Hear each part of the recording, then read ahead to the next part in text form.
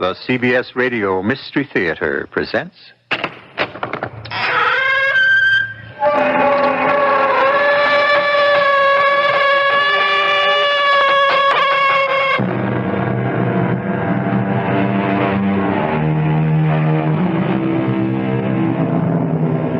Come in. Welcome. I'm E.G. Marshall. I am a parcel of vain striving, by a mere chance held together. Sometimes, perhaps in the silence of the night, when there is a moment for quiet reflection, pause to ask, what is this burning package of desire known as the body? What is this seething mass of chaotic thought known as the mind? Think about it. Some of the answers you get will frighten, amuse, and astound you. Somebody knew Jerry was going to be at that corner. Okay. Somebody set him up. Yeah. That's what must have happened. Then, Lieutenant, what we have to find out is who. Who knew Jerry would be there? Well, Jerry knew. And the killer knew. And listen, Inspector. I knew.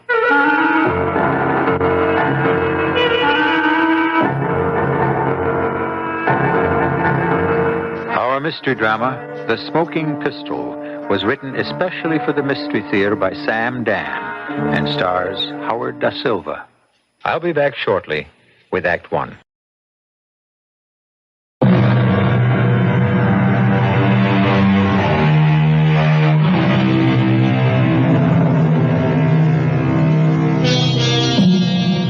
Sed quis custodiet ipsos? Asked the ancient Roman poet Juvenal. But who is to guard the guards themselves?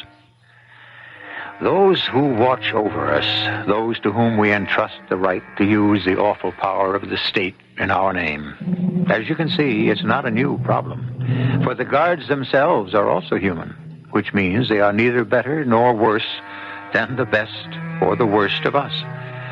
This has been a bad day for Detective Lieutenant Harry Reinfield. Quite possibly the worst day he has ever known in his life. Harry, I don't know what to tell you. I'm so sorry. I saw him, Jim. I just saw him. I got hot coffee here. He was laying there. Let me pour you a cup. He didn't even look dead. What's he doing in the morgue, I said. Here. Drink this, Harry. Drink it. What's this 21-year-old kid doing, laying on a slab in the morgue? He don't even look dead. You want to go home, Harry? But then you look close, and there it is. Maybe you should come home with me, Harry. Just a little black hole. Stay with Belle and me tonight, Harry, and get some sleep. And it's my fault. No, it isn't. He was crazy to be a cop. Why do you want to be a cop, I asked him. Go to college, I told him. He went to college. Yeah, the day he graduated, he joined the cops. What did he need it for? I gave the department 25 years. Shouldn't that be enough for one family? He could have made something out of himself. He made something out of himself. Yeah. Well, here's how it is right now. I'm out to get the punk that killed my boy. I know how you feel. If I have to spend the rest of my life, I'll get him. And, Jim, this is between you and me. Don't expect me to bring him in. Harry. So look at me, Jim. Harry Reinfield, Detective Lieutenant Harry Reinfield. Ace homicide sleuth. That's what it says in the papers. There's something you ought All those cases I solved, we used to sit around and laugh at the stories they wrote about me, remember? We know what police work is, don't we, Jim, huh? Don't we? Sure, Harry. All those cases I solved for the city, for the law, for the taxpayers, for the department. Well, now I'm going to solve one for me. I'm going to crack one, break it wide open. Nobody's going to stop me. And when I get my hands on that... Harry, sit down. Don't you give me orders. I'm your superior. I got the right to give you orders. Not today. Sit down. We got him. You what? I said We got him. You brought him in? Yeah. Who have you got? Well, he was there on the corner of Collins and Maple, a gun in one hand, Jerry's wallet in the other, some glassine packets of horse scattered on the ground. Go ahead. Well, what more do you need? What more does the DA have to produce for first degree? It was a drug bust, and the punk had a gun, and... Yeah? Yeah, what's the punk's name? Mason. George Mason. Has he got a sheet? Oh, some little stuff, break and entry, assault. Where is he? Down in the holding pen. I want to look at him. Harry, would that be such a good idea? I want to see the punk that killed my son. Maybe you shouldn't, Harry. Not now. Not the way you feel now. I said I'm going down to the tank.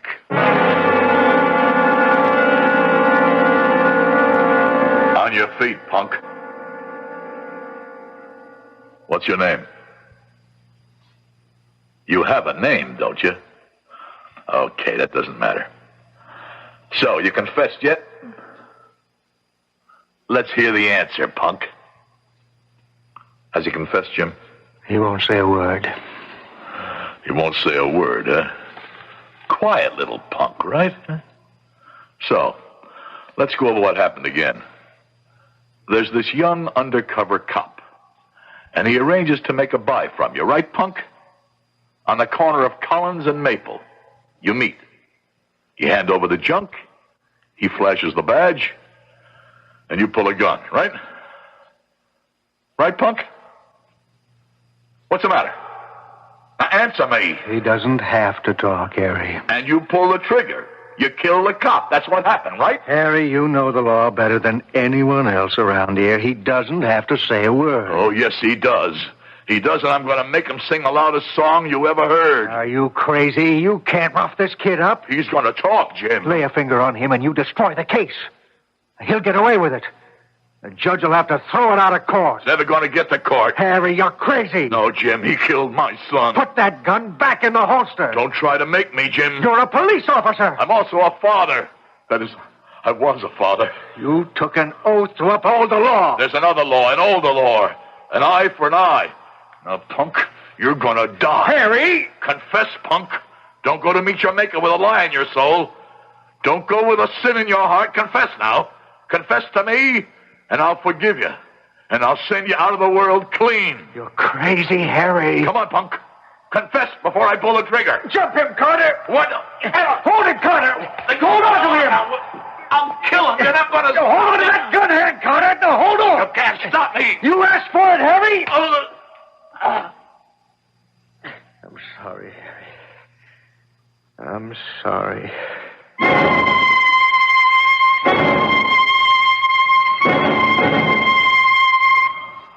Here, Harry. Drink this. What happened? Well, we had to subdue you, as the saying goes. Subdue? Yeah. I've been on the other side of that subdue from time to time, you know. Yeah, well, now you know how the other half lives. I see. I'm home. Yeah. Carter and I figured it would be best to bring you here. You would have killed that punk. I would have. Well, can I give you back your gun? Yeah. Harry, take some time off. You got plenty coming due. Think about it, huh? I'll think about it. You want to come over to the house and stay with Belle and me for a while? No, Jim, I'll stay here. You shouldn't be alone. I know. But I'm going to be alone for the rest of my life.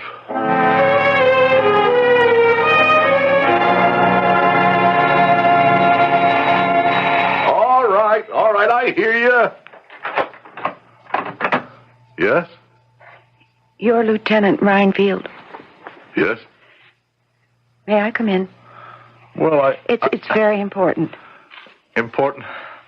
I'm sorry, ma'am. I can't consider anything as being important today. I just buried my son. I know. I was at the funeral. Well, then I'm sure you know how I feel. Not now, but I will. Because a few months from now, I'll be coming home from my son's funeral. I beg your pardon? My son is going to die. Everybody says so. That's because everybody says he killed a cop. Look, ma'am, My name is Mason. Bessie Mason. Mason. I'm George Mason's mother. I must talk to you. We don't have anything to say to each other. Please. Mrs. Mason. Please. Look, I don't want to seem impolite or anything like that, but I must ask you to leave. But he didn't do it. The evidence speaks for itself. I don't care about your evidence. Well, what do you want me to do? What the city pays you to do. Find the killer. The killer's been found. My son is innocent. How do you know? Because he told me. Oh, sure, yeah, that makes everything different. Your son is a punk. In many ways, yes. I can't deny that. He's already done time? That's a matter of record. Once for break and entry? Yes. And once for assault? Yes. And he was innocent those times, too, huh? No. So he's not a little angel? No, he's far from it. But he's not a murderer. Look, lady, I just can't stand here and talk to you. You'll have to excuse me. Please let me in. Thank you. What do you want me to do? I've already told you. Find the killer. Now, Lieutenant, you had a good boy. I don't. And it's my fault. I was busy, very busy. His father ran out on me many years ago, and I got a job in personnel, and I made something of myself. But I guess I neglected George. Mrs. Mason, please believe me. I can't do anything for you. It's funny how we could always find the wrong kind of friends. But, you know, no matter what kind of trouble he got into, one thing he never did, he never lied to me. And he said to me, Mother, I didn't kill that cop. I didn't. Look, Mrs. Mason, let me tell you something. I've had experience in these things. He has to hold on to you. You're all he's got. And so he has to deny it. But I believe him. And by denying it to you, he denies it to himself because he doesn't want to believe he committed murder. I believe him. Yeah. Why don't you believe him? Why should I believe him? Because you're the best detective on the force. Okay. Look, Mrs. Mason, I can understand how you feel, but what you're asking me to do is... What am I asking you to do? The thing you do best. I read the papers. Don't believe what you read. Oh, it isn't true. What they say, that Harry Reinfield is an intuitive detective, that he has a feel for how a case should be. Oh, that's just newspaper talk. Mrs. Mason, on the basis of information and evidence assembled by the police department, the district attorney has asked for an indictment. It's over. Have you been fair to me, Lieutenant? I don't know what you're talking about. I think you do. Have you been fair to my son? Of course, he's only a young punk in your eyes, but he is entitled to justice. He'll get it in court. But he isn't getting it from you. Now, do one thing, Lieutenant. Please. Assume that it wasn't your son who died. Suppose it was just another homicide victim, and you were the investigating officer. Now, would you be satisfied? Mrs. Mason, I have to ask you to leave. All right. All right, I'll go. But I've asked the question, and you have to answer it. I don't have to answer to you. That's true, you don't. But you do have to answer to yourself. He had the gun in his hand. He doesn't deny it. He had my son's wallet. He doesn't deny that either. Well, what's everybody supposed to think, then? I don't know what everybody's supposed to think. I want to know what Lieutenant Harry Reinfield thinks. What ideas are in his head? What does he see? I know my son is innocent. Won't you prove it, Lieutenant?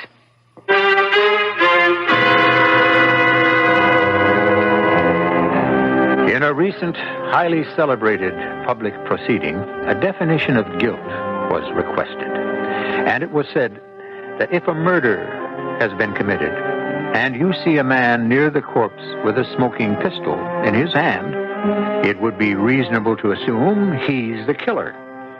the smoking pistol. That does it. Or does it? I'll continue in just a few moments.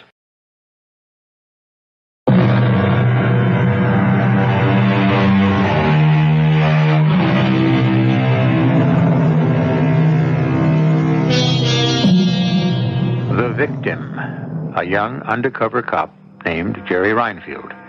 The suspect, with the smoking pistol in his hand, young George Mason. The detective, the victim's father, Lieutenant Harry Reinfield. The case is open and shut. That is, it should be. But the suspect's mother, Bessie Mason, believes her son is innocent. Well, faith can move mountains, or so we've been told. Mrs. Mason, I must ask you to leave. All right. I'll go. Because I know the kind of man you are, Lieutenant. You swore you wouldn't rest until you found your son's murderer. He's been found. Are you sure? Are you sure?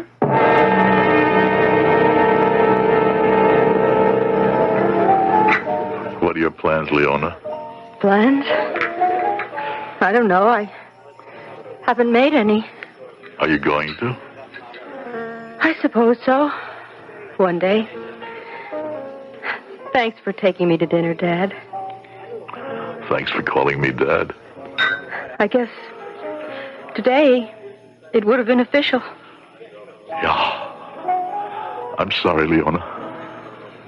A quiet little wedding. That's what we wanted. You'd have made a good wife for a cop. Oh, how do you know?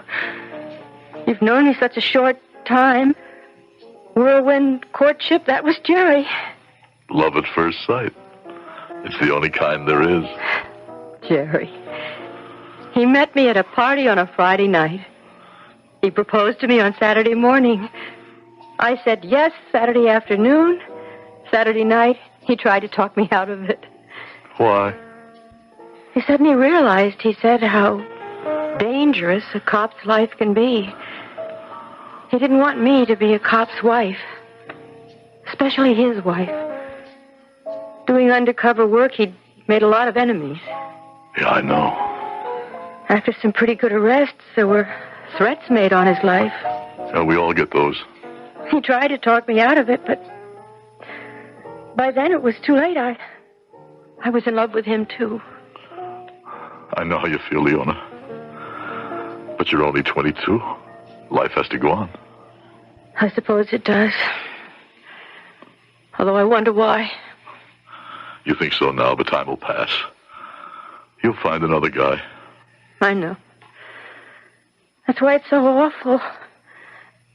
That night, he was supposed to come over for dinner.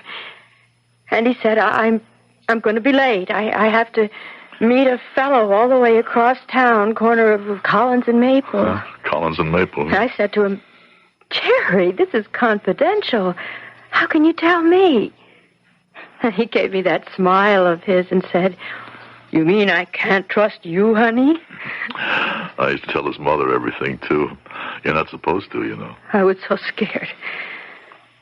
It's such a dreadful neighborhood. And he laughed and said, if you're out to make a drug bust, you don't usually go to the high-rent district. One consolation. At least they got the killer. Yeah, we got the killer.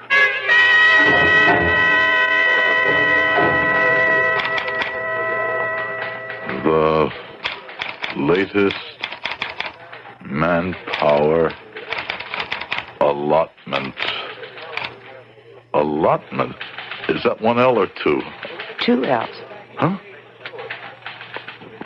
What are you doing here? My son goes on trial tomorrow. Look, Mrs. Mason. I tried to get you at home, but you're never there.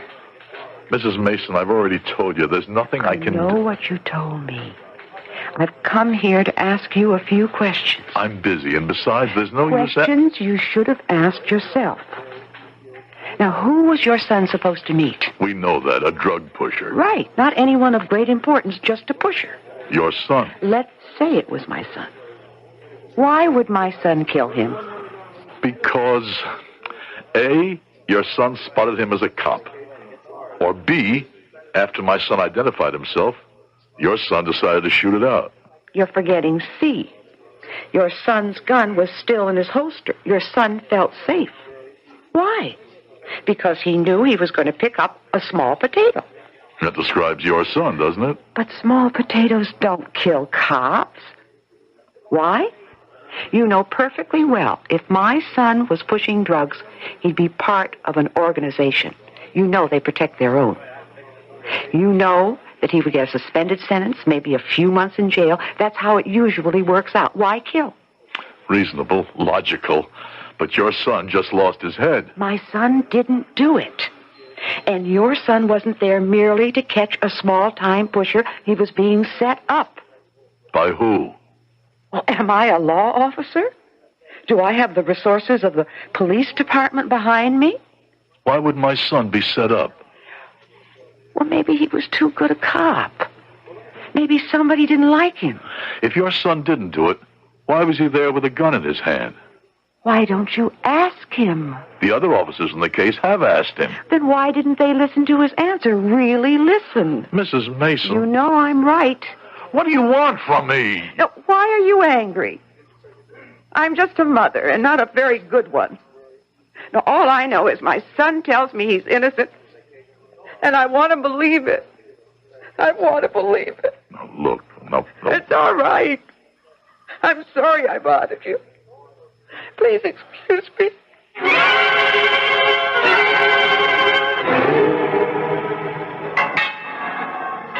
Okay, Pete. I'll bang on the door when I want to see you. No, God! Don't leave him in the cell with me. He'll kill me. Ah, shut up. See you later, Pete. Don't go. He'll kill me. I said shut up. Well, what do you want? The truth, punk. I got a name. It's George. George Mason. To me, you're still a punk. You can't kill me. I'm not gonna kill you. What do you want from me? What are you doing here? Your mother wanted me to talk to you. My mother? You mean my old lady asked you to come here? I'm doing this for her sake. Yeah. Yeah, Bessie's still a good-looking dame, ain't she? I'm gonna let that pass, but don't press your luck. So, and she's cut up about me. Well, it's the only time. What do you mean it's the only time? She never knows I'm alive, except when I'm in jail. Is that so? Yeah. She's a very busy dame, you know. Works at a big, important job. Runs with big, important guys. Look, I'm not here to talk about her. I want to talk about you. She always gets guys that do things for her. I don't care what it is, you know, even something like this. Well, look, you're here. What happened that night? You wouldn't believe a word. Well, tell it to me then. I already told it 100 times. Make it 101. Let's start with what we've got. You were on Collins and Maple, huh? Yeah, you know, Collins and Maple. It's a place for all kinds of, you know, weird characters. And you were looking for some loose change, huh? I'm coming down Maple, and just as I get to Collins, I hear voices. Voices? Saying what? I don't know, just voices. I can't make out the words. Anyhow, I hear a shot, and I hear steps running off, and I hear somebody moaning, so I go around the corner, and it's dark. I see someone laying on the ground. I bend down. He's dead. How did you know he was dead? You can tell when somebody's dead. So I figured, why does he need his wallet? Where he's going, he don't need nothing. So I reach inside his jacket, and there it is. So now I hear footsteps coming around Maple, see? And I get scared. There's this pistol laying on the ground. So like a chump, I pick it up. Maybe I'll need it, you know? And the next thing I know, there are these two guys pointing guns at me, and they yell, "Freeze! Police officers!" And that's the story. Yeah. Some story. I told you wouldn't believe it. Go back to the voices now. I'm not even sure they were voices. Well, what were they then? Well, you're walking down the street, mind your own business. You hear like a hum of, you know, maybe people talking. Who pays attention? And then bang, the shot. You say you heard footsteps running off. Did you see anybody? Well, by the time I turned the corner, whoever it was got away. What did the footsteps sound like? For crying out loud, what do footsteps sound like? Were they heavy footsteps? Well, did it sound like it was a big guy? heavy steps? Oh, I see what you mean. No, they wasn't heavy. They were light. Light? Yeah. You could almost picture a guy by the sound of the footsteps. Yeah, I see what you mean, yeah. Okay, get over it. How do you picture this guy? Well, no, wait a second. I don't picture him as a guy at all. It was a dame. A dame? Yeah, but listen, when a dame is running down a sidewalk, a dame with heels, it makes a sound like rap, tap, tap, click, click, click, A dame, huh? Yeah. Why didn't you say this before? Nobody ever asked me before. Who believed me? You? Do you believe me? Or you just trying to score some points with the old lady? I think it's time I got out of here.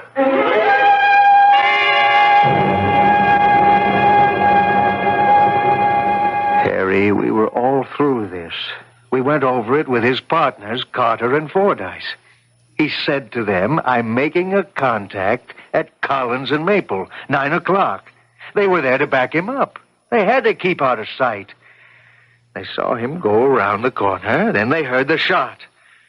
When they got to him, he was on the ground, and the punk, this George Mason, was standing there with the gun in his hand. And they didn't see anybody else? Didn't hear anybody else? You want to ask him again, he'll get the same answer. The punk says he heard someone running away. Oh, sure. What's the matter with you, Harry? It's your way of reacting to your son's death. Suddenly this concern for the killer. Who says he's the killer? Harry, you're talking to me. He was standing there with the smoking pistol. Now, we're satisfied he did it. So is the DA. In a matter of weeks, so will 9 judges and a jury. Yeah, well, maybe I'm not satisfied. It can be a problem if your attitude becomes known, Harry. Well, once he's acquitted, that's the ballgame. I'm not sure of anything anymore. Ever since Ruth died, your son has been your whole life. I know that. And now, suddenly he's gone, and you've got nothing and nobody. Well, that has nothing to do with it. This Mrs. Mason is a very good-looking woman. And that has nothing to do with it. You sure about that? You're lonely, Harry. She means nothing at all to me. Nothing. I got a hunch about this case. Harry, the two of them, the punk and his mother, they could be working this together, playing you for a sucker. Yeah, maybe. Well, you admit it's possible. Oh, anything's possible. Everything's possible. All right. What are you going to do? I'm going to nail it down. How? I don't know yet.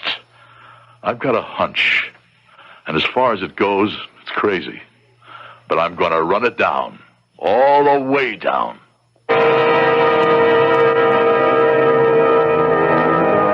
As it stands right now, the district attorney has a good enough case to get a verdict of murder in the first degree against George Mason for the murder of Officer Jerry Reinfield. He had the smoking pistol in his hand.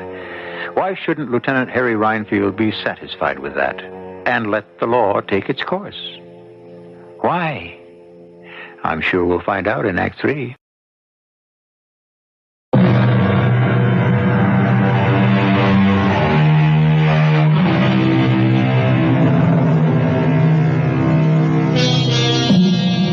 The world, according to Lieutenant Harry Reinfield, is a place of feelings and hunches. Yes, people do pay lip service to something known as facts, but there's nothing factual about the truly important things in our lives.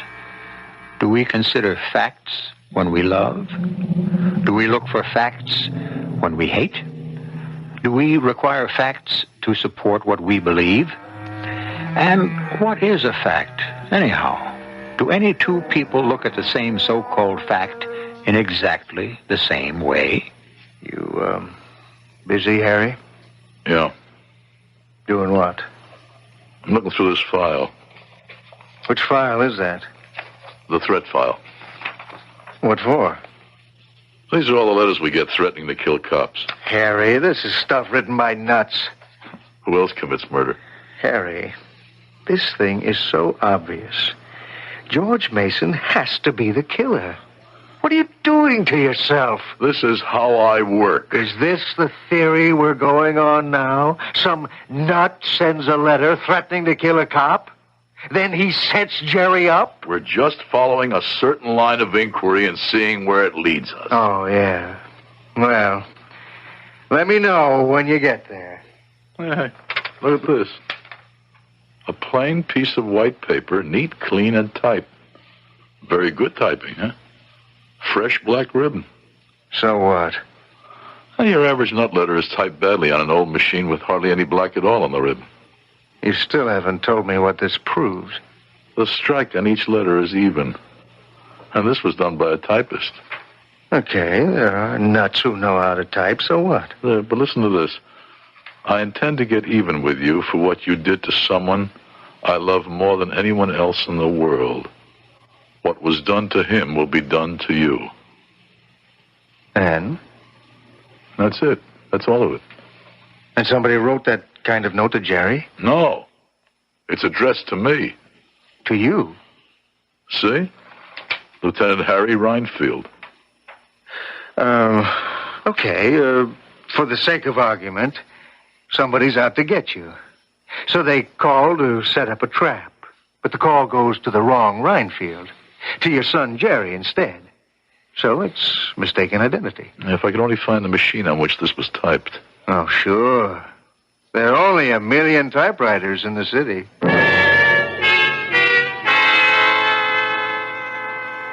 Look, Lieutenant, I told you. I couldn't make out what them voices were saying. Now just relax. You're not giving me any help. The voices now. They were low? I could hardly hear them. Well, what did you hear? Now, just be quiet. Don't say a word. You're walking down a street at night. It's dark. Deserted. You approach the corner. You're aware of voices. I told you, Be quiet. Shh. Why do you say you heard voices? Because... Come on, tell me. Because... Why do you say voices? Why not noise from a truck or why not a dog barking? Because they were human voices. I mean, people. They were saying words. What words?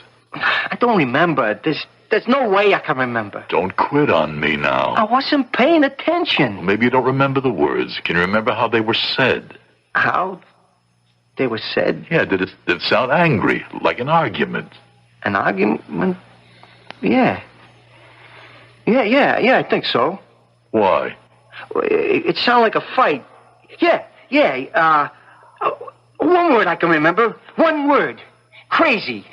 Crazy? Yeah, that was the word. No, the 2 words. You're crazy.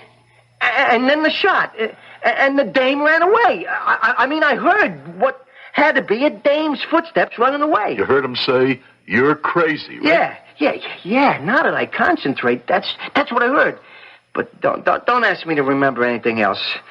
That was all I heard. It's enough.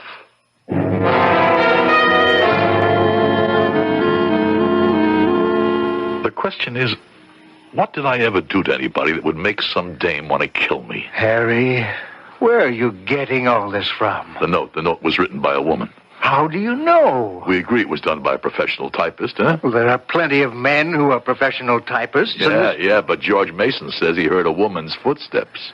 If I were in the spot George Mason's in, I'd say anything. Oh, work with me on this, will you? What did I ever do to anyone that would make some dame want to kill me? Now, this note was received on April the 18th, which means that whatever it was, it happened before that date. Now, what did I do? It beats me. You were the one who said it could have been mistaken identity. Someone's out to get me. They call me to set me up, except they get Jerry by mistake. So this dame meets Jerry and says, Lieutenant Reinfield, I'm going to kill you. Or something like that. And she has the gun, and Jerry says, You're crazy. That's what George Mason heard. The question is, whose husband or whose boyfriend did I kill? You didn't kill anybody, Harry. Yeah, I know that. In all the years on the force, I never had to fire a single shot. But whose husband or boyfriend did I send up for life, or who died on account of me? You better forget that letter and the file and let justice take its course.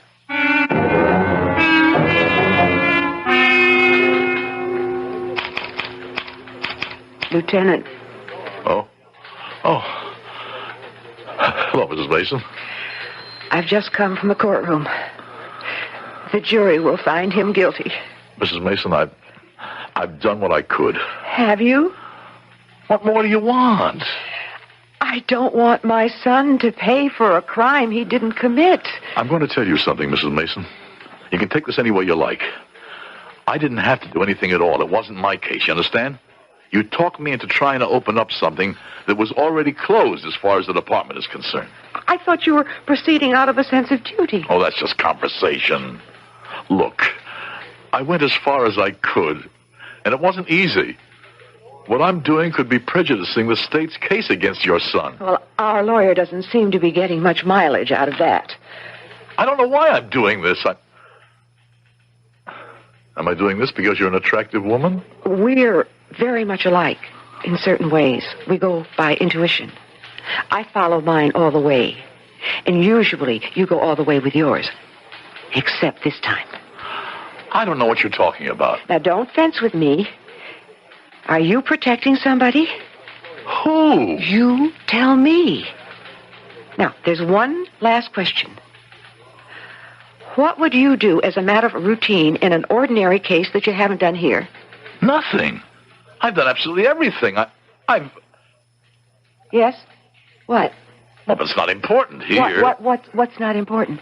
Well, going on the theory that your son is innocent, who knew my son would be on that street corner? Well? Nobody. Nobody? Well, there's two partners. I eliminate them. And nobody else? There was nobody else. Yes? There was somebody else. Who? Oh, that's impossible. That's impossible. Is it impossible, or do you want it to be impossible? Mrs. Mason, I need your help. Here, read this note. I intend to get even with you for what you did to someone I love more than anyone else in this world. What was done to him will be done to you. Now, why do I believe that Jerry was killed by mistake?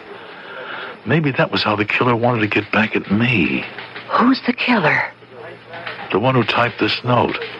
Now, if the person who knew where Jerry was going to be that night also had the machine on which this was typed, I've broken the case. Are you still willing to help?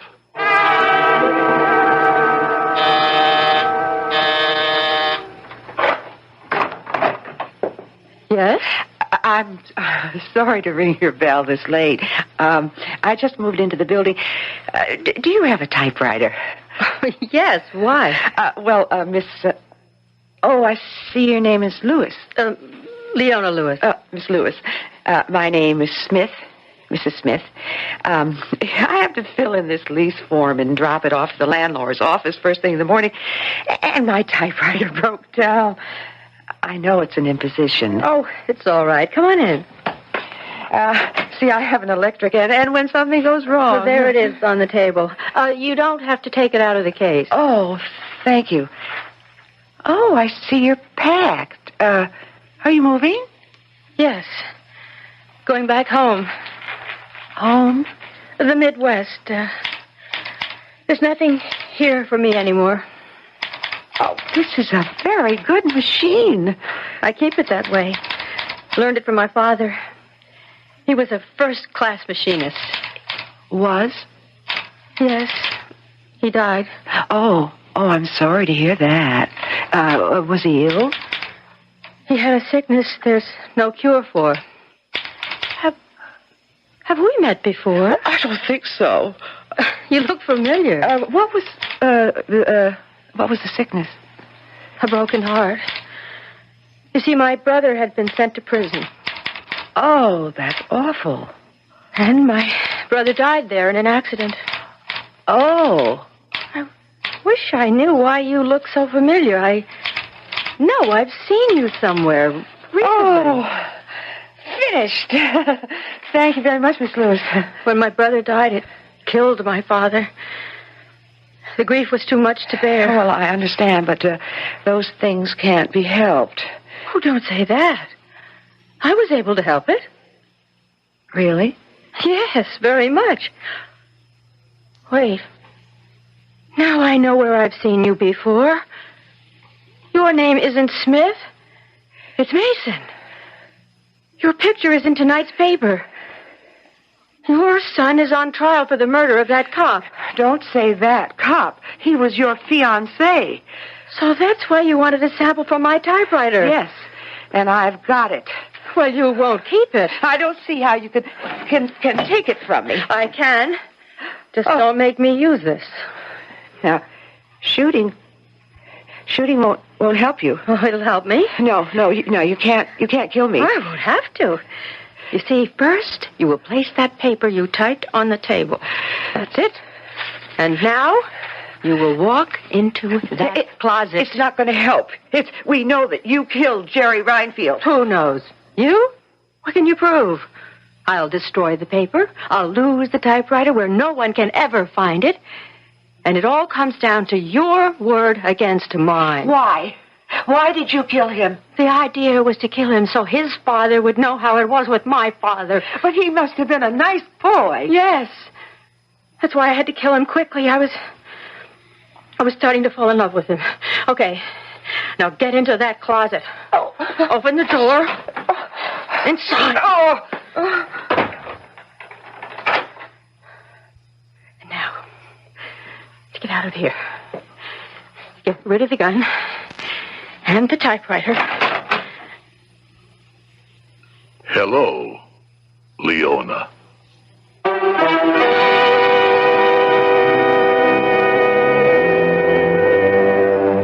Hello, Leona, says Lieutenant Harry Reinfield. Of course, goodbye, Leona, might be more appropriate. I can inform you that Leona Lewis was found mentally disturbed and is serving an indeterminate sentence. I shall return shortly.